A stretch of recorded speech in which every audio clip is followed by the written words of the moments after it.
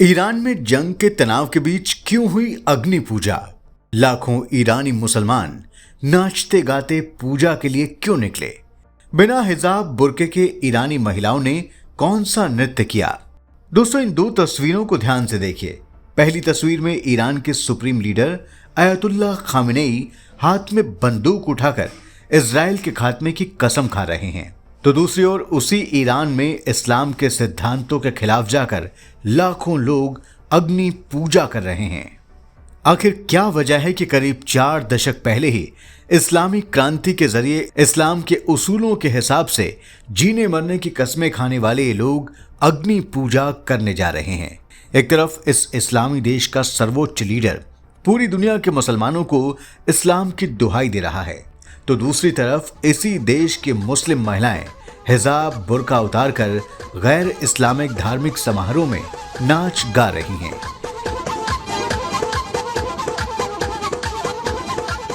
क्यों ऐसी संभावना जताई जा रही है कि ईरान में सत्ता की पकड़ थोड़ी भी ढीली पड़ी तो एक झटके में ईरान की आधी से ज्यादा आबादी इस्लाम छोड़ देगी? इस वीडियो में हम पर्दे के पीछे के ईरान का पूरा सच आपको बताएंगे। बस आप देखते रहिए द कर्मा। दोस्तों, परंपरागत नृत्य करते हुए अग्नि पूजा के लिए जा रहे ये हजारों लोग ईरान के सरकारी रिकॉर्ड में मुस्लिम धर्म को मानने वाले हैं, लेकिन मुस्लिम धर्म के ठीक उलट ये लोग अग्नि पूजा के लिए जा रहे हैं। नाचते गाते पूजा के लिए जाते इन लोगों का वीडियो सोशल मीडिया पर बहुत तेजी से वायरल हो रहा है। ये मुस्लिम लोग अपने प्राचीन मजहब यानी पारसी धर्म के नवरोज त्योहार को मनाने के लिए निकले हैं। ये वीडियो ईरान के पर्दे के पीछे का सच भी उजागर कर रहा है। ऐसा बताया जा रहा है कि ईरान के 90% आम लोग अपने प्राचीन धर्म पारसी धर्म में लौटना चाहते हैं, लेकिन सरकारी प्रतिबंध के कारण वो खुलकर ऐसा नहीं कर पा रहे हैं, क्योंकि ईरान में किसी मुस्लिम के इस्लाम धर्म को छोड़ने पर उसके लिए फांसी की सजा का प्रावधान है। लेकिन अंदर अंदर ये लोग इस्लाम को छोड़ चुके हैं और पारसी धर्म के रीति रिवाजों को ही मना रहे हैं। ये वीडियो इसी तथ्य की गवाही दे रहा है। ईरानी मामलों के कई जानकारों ने ऐसी संभावना जताई है कि जिस दिन ईरान की आम पब्लिक पर सत्ता की पकड़ ढीली पड़ी, उस दिन ईरान इस्लामी देश नहीं रह जाएगा और अपने प्राचीन स्वरूप यानी एक पारसी देश के रूप में फिर से पहचान बना लेगा। दोस्तों, विश्व में इस्लाम के जन्म लेने से पहले तक प्राचीन ईरान में जरथुस्त्र धर्म का ही प्रचलन था। 7वीं शताब्दी में तुर्कों और अरबों ने ईरान पर बर्बर आक्रमण किया और बुरी तरह कत्लेआम किया। ज्यादातर पारसियों को उन्होंने मुस्लिम बना दिया और जो इस्लाम को स्वीकार नहीं करना चाहते थे वो भागकर भारत चले आए और यहाँ शरण ली।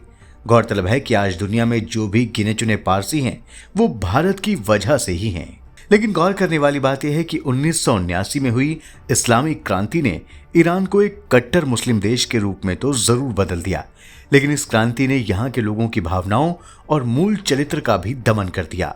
ये दमित भावनाएं अब बाहर आने लगी हैं। इसी वजह से इस्लामी क्रांति के 4 दशक के बाद वहां के आम लोगों का मन अब बदल रहा है। ईरान में शासन का पूरी तरह से धर्म आधारित हो जाना उन्हें भा नहीं रहा। ज्यादातर लोग धर्म के प्रति उदासीन हो रहे हैं।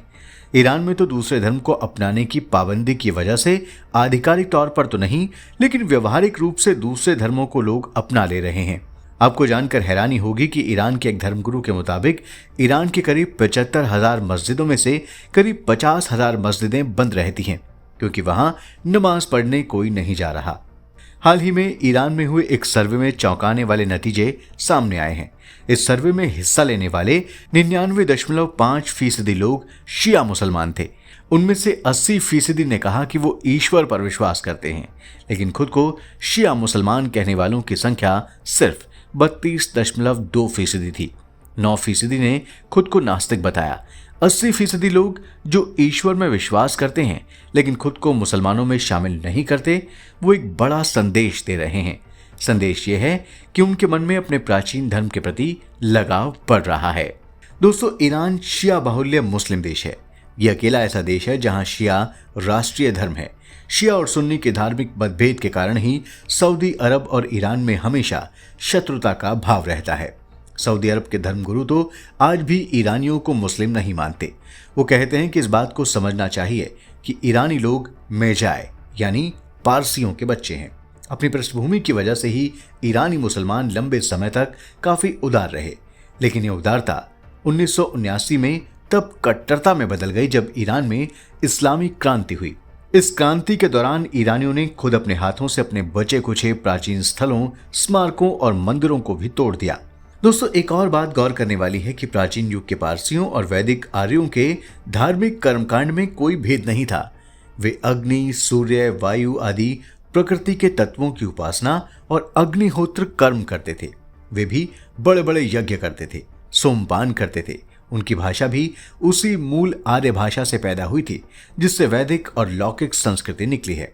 ये वैदिक धर्म का ही प्रभाव है कि अवेस्ता में भारतीय प्रदेशों और नदियों के नाम भी मिलते हैं, जैसे हफ्त हिंदू यानी सप्त सिंधु, हरवेत्ती यानी सरस्वती, हरयू यानी सरयू और पंजाब आदि। वास्तविकता तो यह है कि वैदिक धर्म के बाद उससे प्रभावित पारसी धर्म का ईरान में प्रचलन हुआ। पारसी धर्म के संस्थापक जरथुस्त्र ने यहाँ के लोगों को उपदेश दिया था। इतिहासकारों का मानना है कि जरथुस्त्र 1700 से 1500 ईसा पूर्व के बीच हुए थे। ये लगभग वही काल था जब राजा सुदास का आर्यव्रत में शासन था। दोस्तों, मुस्लिम देश ईरान में अंदर अंदर बड़े पैमाने पर हो रही घर वापसी को लेकर आप क्या सोचते हैं? कमेंट बॉक्स में जरूर लिखें।